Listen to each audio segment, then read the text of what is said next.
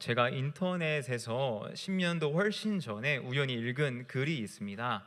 말씀을 준비하면서 이 글이 떠올라서 검색을 해보니 존재하더라고요. 제가 가지고 온 글을 한번 읽어드리겠습니다. 따르릉 따르릉 토요일 오후에 주보를 맡겼던 인쇄소에서 전화가 왔다. 목사님 주신 내용 중에 설교 제목이 빠졌더군요. 설교 제목 좀 알려주십시오. 그렇습니까? 제목은 여호와는 내 목자시니입니다.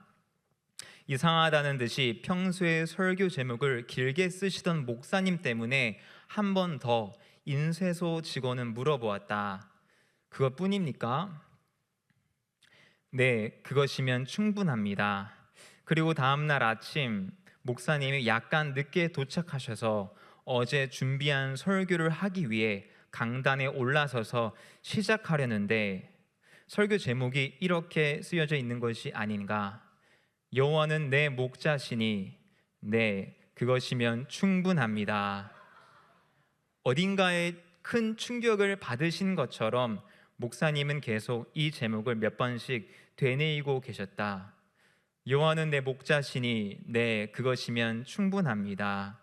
여호와는 내 목자시니 네, 그것이면 충분합니다.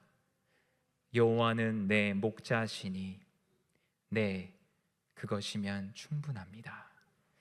결국 목사님은 눈물이 계속 흘러 더 이상 말씀을 하지 못하시고 그 예배는 온통 눈물바다가 되어버렸다. 우리의 삶 속에도 이런 고백이 나오길 기도해 봅니다. 함께 읽겠습니다. 여호와는 내 목치자, 여호와는 내 목자시니 네, 그것이면 충분합니다. 아멘. 오늘 본문은 사사시대를 배경으로 하고 있습니다. 1절을 보니까 사사들이 치리하던 때라고 성경은 시작합니다. 사사들이 치리하던 때, 사사시대는 어떤 시대일까요? 룻기의 바로 직전에 있는 사사기 마지막 절이 이렇게 마무리됩니다. 21장 25절, 그때에 이스라엘의 왕이 없으므로 사람이 각기 자기의 소견에 옳은 대로 행하였더라. 방금 제가 읽은 것처럼 이스라엘의 왕이 없으므로, 즉 이스라엘의 하나님을 왕으로 모시지 않았기 때문에 사람이 각기 자기 소견에 옳은 대로 행한 시대가 사사시대라는 것이죠. 이 문구는 사사기 17장을 가면 또 앞에서 등장하고 있습니다. 즉 하나님이 왕으로 좌정하시지 않은 어둠의 시대가 사사시대였다라는 것이죠. 그런 어둠의 시대 속에서 한 가지 안 좋은 사건이 일어나는데 바로 흉년입니다. 성경에서의 흉년은, 특별히 약속의 땅에서의 흉년은 하나님의 백성이 율법을 떠나 불순종의 삶을 살 때에 허락하시는 징계적 성격으로 이해할 수 있을 것입니다. 흉년을 통해서 주님은 단순히 고난 자체가 목적이 아닌 성도들이, 이스라엘 백성들이 회개하여 주님께 돌아오기를 원하시는 거죠. 그런데 오늘 본문에서의 주인공들은 흉년을 경험하고 하나님이 원하시지 않은 결정을 하는 것처럼 보입니다. 바로 약속의 땅 이스라엘 땅을 떠나서 모압 지방으로 이민을 간 것입니다. 하나님은 나의 왕이십니다 라는 의미의 엘리멜렉은 희락이라는 의미를 하고 있는 나오미, 그리고 그 두 아들을 데리고 약속의 땅을 떠납니다. 하나님이 왕이시지 않은 그 어두운 사사시대에 아이러니하게도 하나님 나의 왕이라는 의미를 가지고 있는 엘리멜렉은 자신이 그 이름을 지음받았을 때 아버지가 의도했던 삶이 아닌 다른 삶으로 살아가는 것 같습니다. 요단강을 넘어서 모압 땅으로 갑니다. 주님의 메시지에 직면하는 것이 아닌 회피하는 것이죠. 자신이 주인 되어 새로운 길을 모색하여 떠납니다. 그런데 이윽고 문제가 발생합니다. 바로 나오미의 남편 엘리멜렉이 죽은 겁니다. 그 땅으로 인도한 자신의 남편이 죽습니다. 또다시 문제가 발생합니다. 그 사건이 있는 직후 시간이 지나 나오미는 아마 열심히 그 땅에서의 삶을 개척하며 살아가려고 노력했을 것이에요. 그리고 두 명의 아들이 결혼하여 잘 사는 것처럼 보였는데 말론과 기럯이라는 두 아들이 세상을 떠납니다. 그 두 아들이 세상을 떠나자 정확하진 않겠지만 모압으로 이민 후 10년 가량이 흘러갔습니다.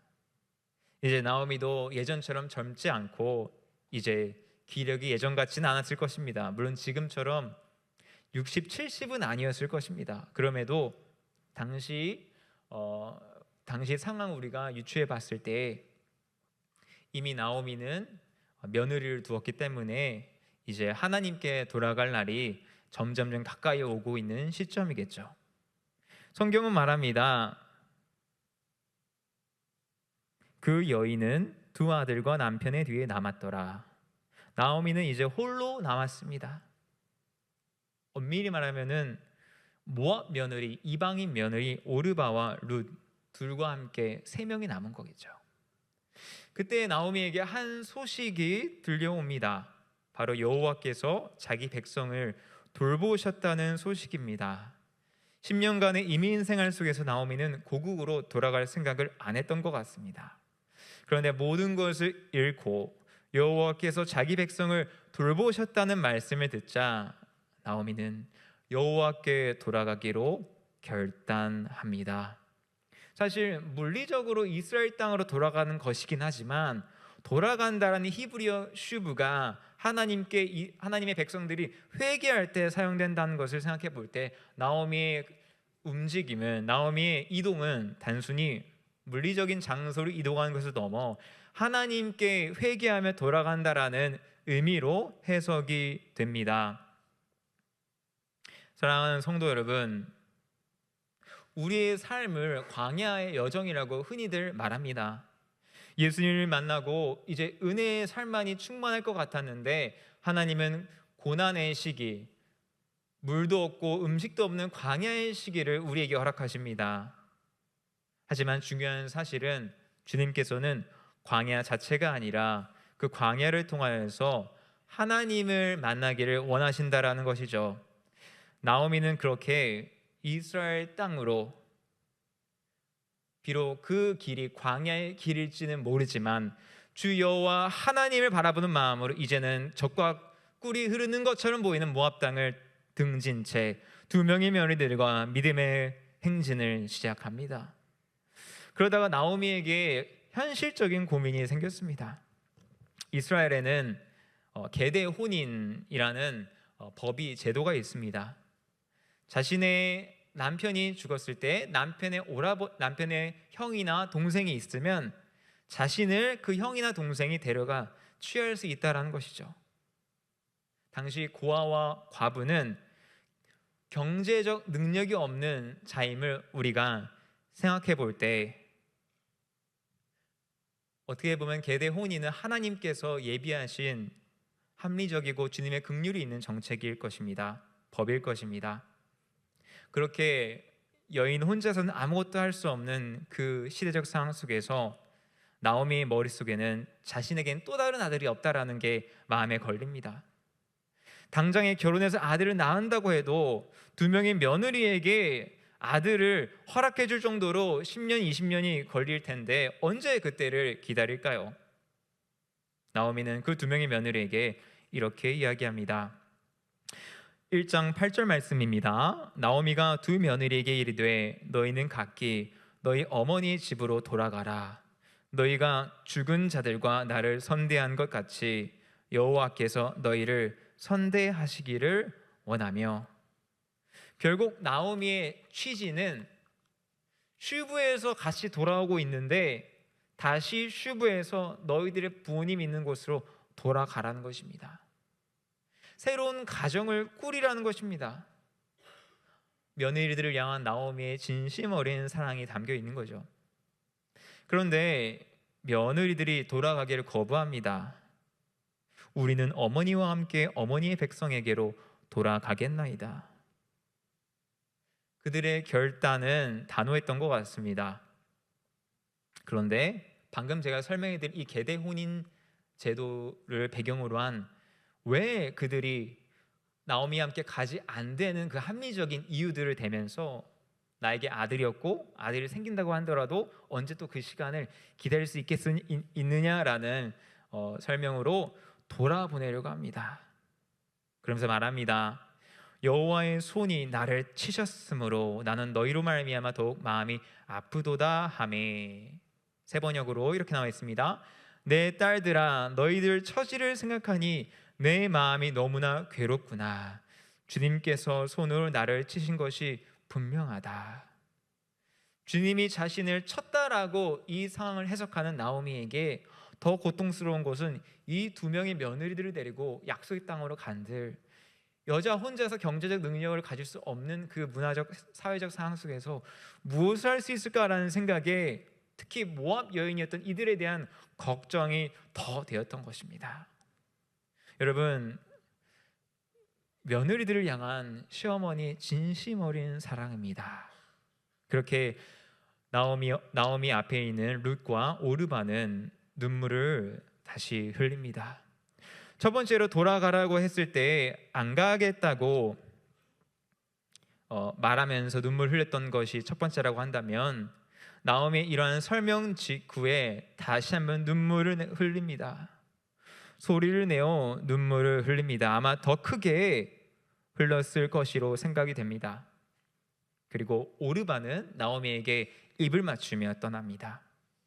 그런데 신기합니다. 이제 룻이라면은 이 정도면 같이 떠날 법도 한데 이성적으로 생각하면 당연히 떠나야죠. 자신의 미래도 중요하잖아요. 그런데 성경은 이렇게 말합니다. 룻은 그를 붙쫓았더라. 이 붙쫓았더라라는 단어는 히브리어로 다바크입니다. 다바크는 착 달라붙다라는 의미를 가지고 있는데 성경에서 부부간의 연합에서 쓰이는 단어가 다바크이고요. 하나님과 성도 간의 언약적 연합에도 우리와 주님과의 관계에도 쓰이는 게 다바크입니다. 주님께 꼭 달라붙어 있는 우리의 옥인의 성도분들을 예수님의 이름으로 축복합니다. 이 룻은 며느리인 룻은 시어머니를 꼭 붙잡은 것입니다. 롯이 이 붙잡음이 굉장히 위대한 선택으로 해석할 수 있는 이유가 세 가지인데 첫 번째로는 이 붙잡음은 물질의 포기를 의미했기 때문입니다. 자기는 이제 경제적인 능력이 없는 여자의 신분이기 때문에 남편이 없이 어머니와 함께 살다는 것은 이제 가난을 전제로 한 삶에 동참하기로 결정한 것을 의미한다는 거죠. 두 번째로 결혼의 포기입니다. 이제 어머니와 함께 동행한 이상 시어머니가 계시기 때문에 이제는 다른 남자를 만날 수가 없겠죠. 법적으로 다른 아들이 자기를 취하면은 될 수 있는 상황이기 때문에 말이죠. 세 번째로는 익숙함의 포기입니다. 모압 여인이었던 룻은 한 번도 가나안 땅에 들어가지 못했을 거예요. 자기의 고향을 떠나서 한 번도 가보지 않은 그 약속의 땅에 어머니만을 바라보고 떠난 것임을 우리에게 알려주는 거죠.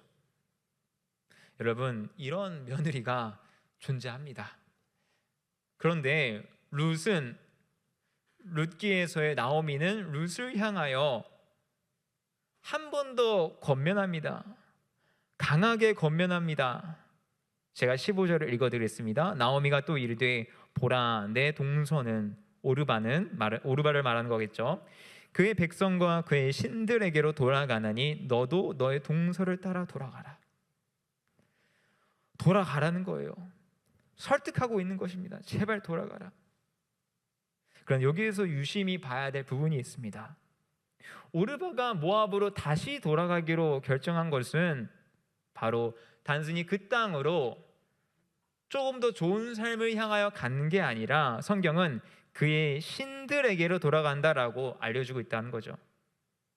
즉 지금 룻이 어머니를 따르겠다고 하는 것은 단순히 어머니를 사랑한다는 의미가 아니라 어머니가 섬기는 그 하나님을 자기가 따르겠다라는 신앙의 고백인 것이고, 오르반은 조금 더 좋은 삶을 위하여서 가는 것이지만 그 삶은 결국 그들의 신들에게로 돌아가는 것이라고 성경은 말하고 있습니다. 이는 나오미가 엘리멜렉 남편과 함께 아들 둘을 데리고 모압으로 돌아간 것을 의미하기도 할 것입니다. 장소만을 떠난 게 아니라 하나님이 언약에서 율법에서 말씀하시고 있는 약속의 땅을 떠나서 그 땅으로 간다는 것은 바로 그들의 신들을 섬기는 삶 가운데 자신의 삶을 노출시키는 것을 의미하겠죠. 그도 그럴 것이 나오미가 이제서야 하나님께 돌아가는 의미에서 이스라엘 땅으로 돌아가는 것을 우리가 유심히 묵상해 볼 때 이제 자신의 삶을 청산하고 여호와 하나님께 슈브 돌아가서 다바크 한다라는 것을 우리에게 알려주는 것이죠. 그렇다면은 이 룻의 신앙은 단순히 어머니를 사랑하는 것에서 그치는 게 아니라 이 신앙은 결국 어머니의 하나님께 달라붙는 것을 의미합니다. 사랑하는 성도 여러분, 룻기 1장 16절에서 이 나오미 앞에서 룻은 자신의 신앙을 이렇게 고백합니다. 룻이 이르되 내게 어머니를 떠나며 어머니를 따르지 말고 돌아가라 강권하지 마옵소서. 어머니께서 가시는 곳에 나도 가고 어머니께서 머무시는 곳에서 나도 머물겠나이다. 어머니의 백성이 나의 백성이 되고 어머니의 하나님이 나의 하나님이 되시리니. 17절입니다. 어머니께서 죽으시는 곳에서 나도 죽어 거기 묻힐 것이라. 만일 내가 죽는 일 외에 어머니를 떠나면 여호와께서 내게 벌을 내리시고 더 내리시기를 원하나이다 하는지라. 겉으로 보면은 여호와 하나님이 아닌 어머니를 따르는 것처럼 보이지만 그의 고백 속에서는 결국 어머니 하나님을 따르는 것을 우리에게 알려줍니다. 이 신앙 고백을 정리하면 다음과 같습니다. 가시는 곳에 나도 가고, 우리의 신앙이란 먼저 떠나야 합니다. 하나님이 계시는 그곳에 믿음의 여정에 돌입해야 된다라는 거죠. 두 번째, 머무시는 곳에 나도 머물고, 하나님이 계시는 그곳에 머무는 것이 우리의 신앙이라는 거죠. 세 번째, 어머니의 백성이 나의 백성이, 자신의 정체성이 이제는 모압 백성이 아니라 어머니의 백성, 히브리인이 되겠다라는 정체성을 바꾸겠다라는 고백입니다. 우리도 이제 더 이상 하나님을 믿는 그 순간부터 세상에 속한 자들이 아니라 여호와 하나님의 자녀가 된 것임을 믿습니다. 어머니의 하나님이 나의 하나님이 되고, 이제는 모압의 그모스 신이 아닌 어머니의 하나님 여호와 하나님 내가 섬기겠습니다 라고 고백하며, 어머니가 죽는 곳에 내가 죽고 어머니가 죽는 그곳에 제가 죽겠습니다라는 고백으로 자신의 생명을 약속의 땅에서 여호와 하나님 앞에서 다하는 날까지 살겠습니다라는 고백을 합니다. 죽음 외에 어머니를 떠나며, 제가 죽음 외에 어머니를 떠나면 내게 벌을 내리시고 더 내리시기를 원하나이다 하는지라. 하나님이 룻에게 복을 주시기로 작정한 것은 시어머니를 향한 며느리의 순수한 사랑에서라기보다는 시어머니의 하나님인 여호와 하나님을 경외하는 그 마음을 주님이 받으셨기에 룻을 통하여서 예수 그리스도의 족보에 들게 하신 것일 것입니다. 다르게 해석하더라도 이 룻이 신앙이 있었다라고 전제를 해본다라면은 하나님께서 허락하신 10계명에 부모를 공경하라는 그 계명을 충성스럽게 따른 것임을 볼 수 있기 때문에 이 또한 여호와 하나님을 경외한 것으로도 해석이 될 수 있을 것입니다.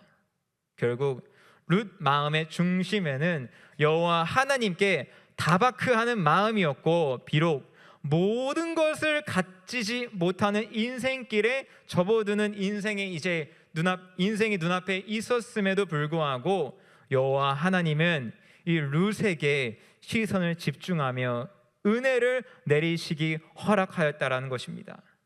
사랑하는 성도 여러분, 우리는 인생을 살며 많은 것을 누릴 때가 있습니다. 월급이 많아지기도 하고 승진하기도 하고, 그리고 좋은 아내를 맞이하기도 합니다. 그리고 결혼을 해서 좋은 가족들을 하나님께서 허락하시기도 하고 자녀들의 복을 누리기도 합니다. 그러나 중요한 사실이 있습니다. 영적인 눈으로 봤을 때 우리의 주위에 있는 그 풍족함이 만약에 하나님이 계시지 않는다면은 그거는 모든 것을 누리는 것처럼 보이지만 모든 것을 잃어버린 것과 다름없다라는 것입니다.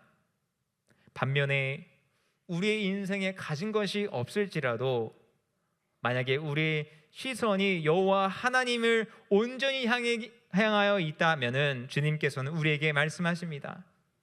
너희가 모든 것을 가지지 않았지만 모든 것을 소유한 인생을 살고 있다. 사랑하는 성도 여러분, 제가 좋아하는 성경의 인물 중에서 여러 인물들이 있는데 오늘 다윗 왕의 이야기를 통하여서 말씀을 맺으려고 합니다. 사무엘하 7장 1절을 보면 이런 표현이 있습니다.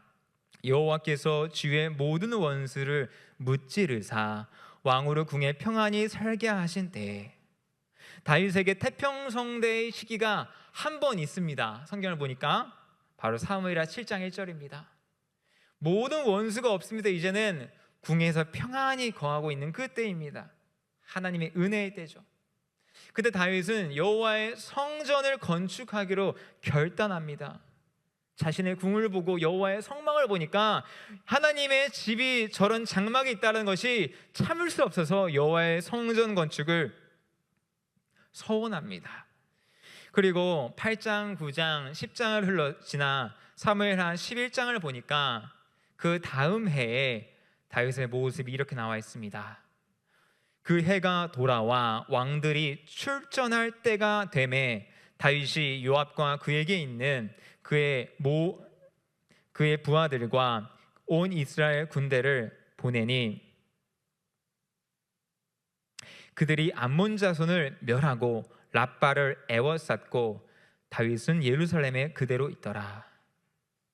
다윗은 이 평안한 때 은혜를 누렸던 순간도 잠시, 곧이어 사무엘하 11장 1절에서는 다윗의 모습을 그의 부하들의 모습과 대조하여 우리들에게 보여주고 있습니다.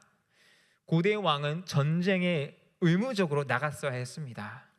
왕들이 출전할 때가 되었는데 다윗이 요압과 그에게 있는 그의 부하들과 온 이스라엘 군대를 보냈습니다. 그리고 자신은 예루살렘에 그대로 있습니다. 성경은 의도적으로 다윗의 영적 무뎌진 이 상황을 우리에게 알려줍니다. 그리고 바로 2절에 다윗이 밧세바의 아름다움을 보고 3절에서 밧세바를 범하는 장면이 사무엘하에서 등장합니다. 사랑하는 성도 여러분, 다윗은 모든 것을 누리고 있었습니다. 그런데 다윗은 자신의 마음을 지키지 못했습니다. 무릇 지킬 만한 것 중에 너의 마음을 지키라. 이는 생명의 근원이 이에서 남이니라. 우리의 마음에 여호와 하나님이 계시지 않는다면 많은 풍족, 수많은 부귀 영화를 누린 듯 우리는 그 모든 것들을 잃어버린 것과 다름이 없습니다.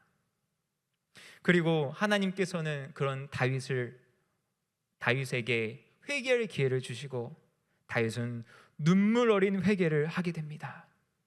그리고 공의와 하나님께서는 다윗에게 심판을 허락해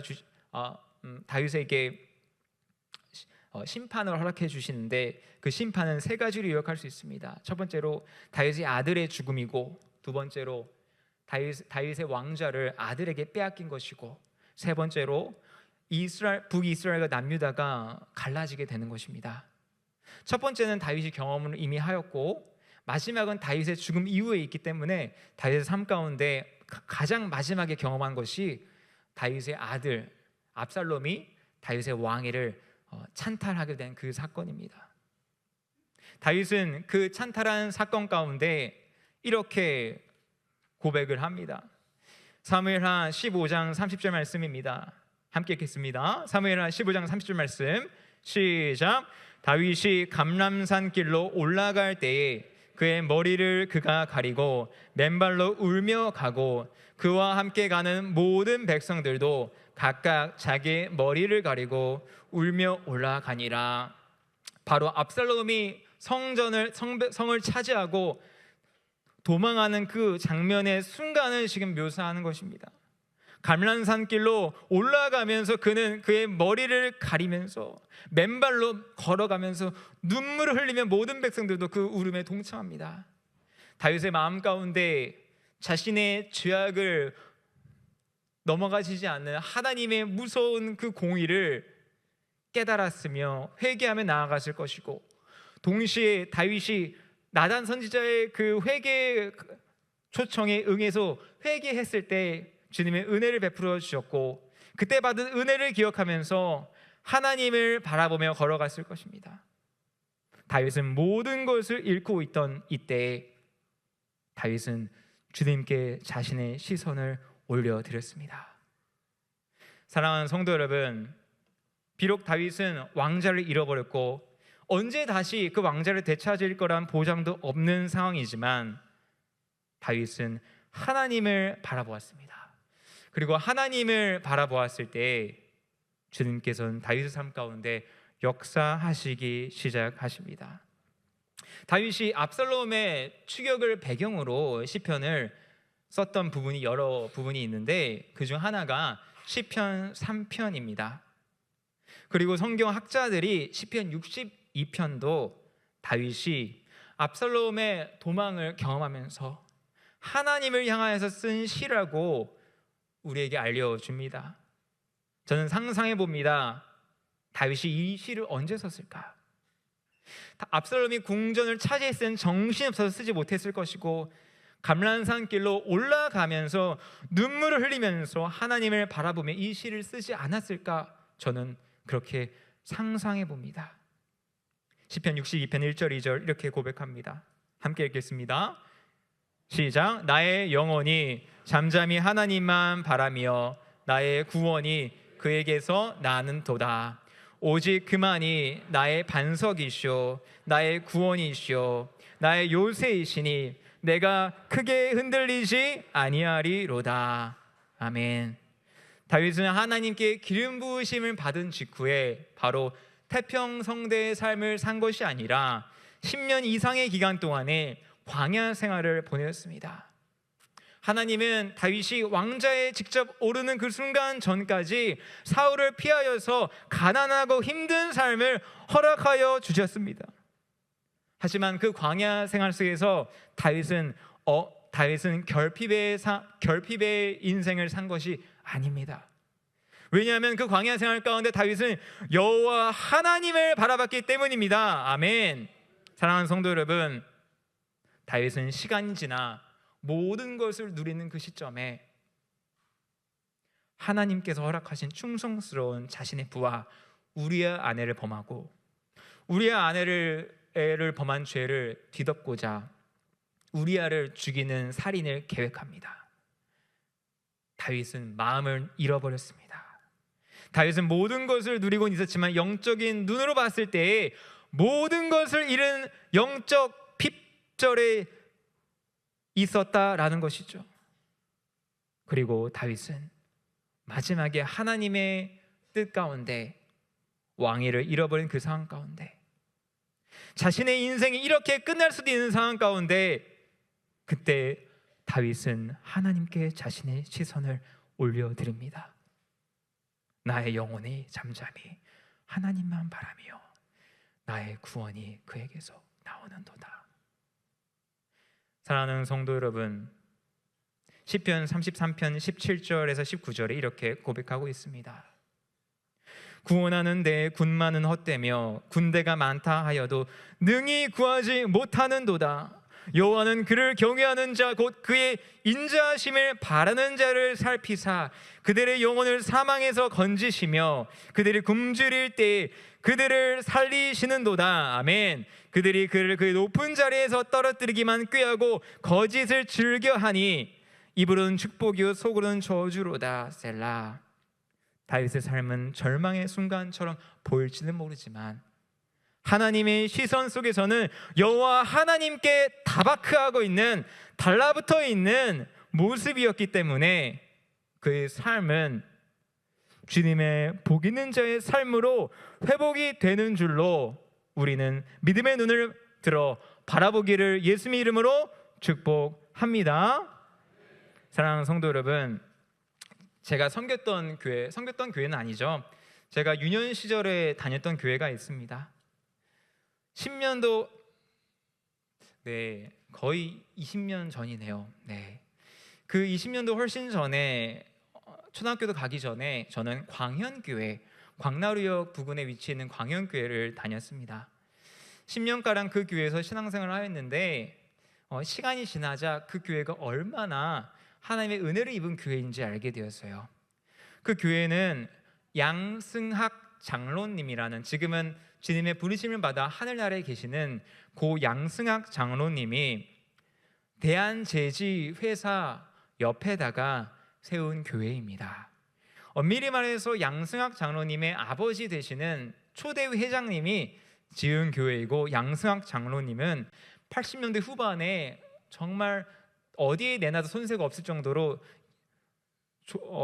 굉장히 존귀해 보이는 여호와의 성전처럼 보일 법한 교회를 주님께 헌납하여 올려드립니다. 리모델링을 하여서 헌납하여 올려드립니다. 그리고 시간이 지나서 한 번 더 2000년대 초반에 또 리모델링을 하게 되었는데, 그때는 교회 재정으로 하였던 것으로 생각이 됩니다. 그런데 그 1980년대 후반에 교회를 하나님께 헌납하고 모든 것을 교회에게 돌리고 이제 신앙생활을 잘 한다 싶었는데, 하나님께서는 고난을 허락하여 주십니다. 90년대 중반이었나요? IMF가 우리나라를 뒤엎었죠. 그때 은행에서 그 장로님에게 이런 말씀을 하였다고 합니다. 부도 처리를 하든 아니면은 그 회사를 외국계 회사에게 넘겨라. 그리고 주위에 있는 그 주주들도 그 말에 동참하여서 넘기라고 하였다고 합니다. 그때 그 양승학 장로님이 생각을 해보겠습니다라는 말씀밖에는 할 수가 없더라고 고백을 합니다. 그리고 생각하겠습니다라고 말씀을 하고 돌아오며 자신의 길을 가는데 눈물이 앞을 가렸다라고, 참고로 이 내용은 기독신문에 2000년대 초반에 기록되어 있는 내용입니다. 눈물이 앞을 가렸다라고 표현을 하고 있습니다. 자신의 아버지가 6.25 때 피난하여서 어떻게 세운 회사인데 내가 이 회사를 잃어버리는 순간이 오는구나. 그때 그 장로님은 하나님께 기도하기 시작하였습니다. 어떤 기도를 하였을까요? 한마디만 했습니다. 주여, 주여, 주여. 계속 주여만을 되뇌고 있다 어느 순간에 하나님께서 마음에 감동을 주십니다. 이 회사를 너가 이끌어라.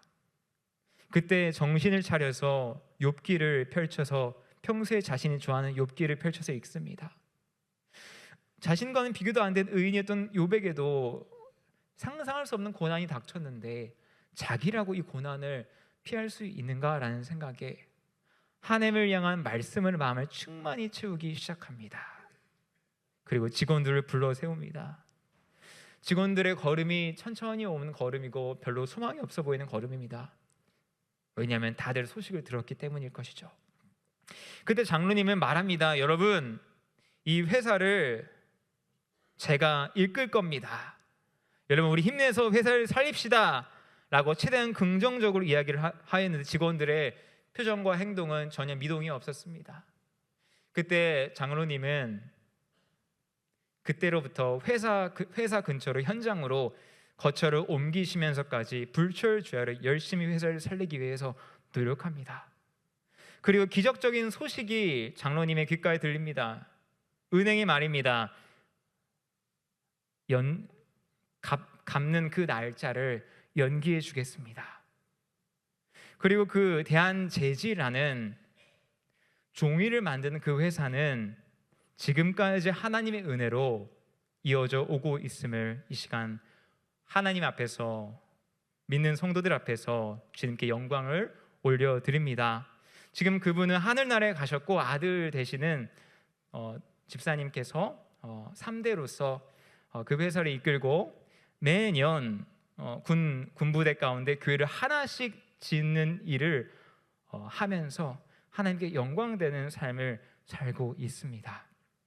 사랑하는 성도 여러분, 그 장로님의 삶을 유추해 봤을 때 모든 것을 잃어버릴 수밖에 없는 절망의 순간이었고, 아니 이미 끝난 순간이었을지도 모르지만 장로님의 신앙이 그때 작동하여서 아버지의 하나님이 자신의 하나님으로 경험되는 은혜가 그 순간에 임하였는 줄로 믿습니다. 비록 주여 주여 기도의 소리는 별로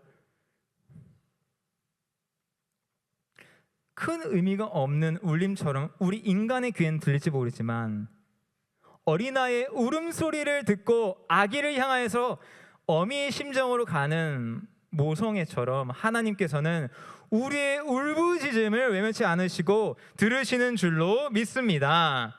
우리 이 시간 함께 기도했으면 좋겠어요. 함께 기도하실 때 우리의 삶은 둘 중 하나일 거예요. 첫 번째로는 모든 것을 누리고 있는 분들이 계실 수도 있습니다. 그런데 그분들에게는 그 모든 것을 누리고 있는 이 시점 가운데 과연 나는 모든 것 그 이면에 역사하시는 하나님께 다바크하여서 주님의 마음을 알고 나의 마음을 주님이 알아서 은혜의 삶을 살고 있는지 이 시간 함께 성령님의 조명 아래 깨닫기를 소망합니다. 반대로 고난의 삶을 살고 계시는 성도분들이 혹시 계시다면, 고난의 삶이 비록 인간의 눈에서는 보잘것없어 보이는 삶에 불과할지라도 하나님께 다바크할 때 그 순간 주님이 감동하시고 역사하신다는 사실을 고백하기를 소망합니다.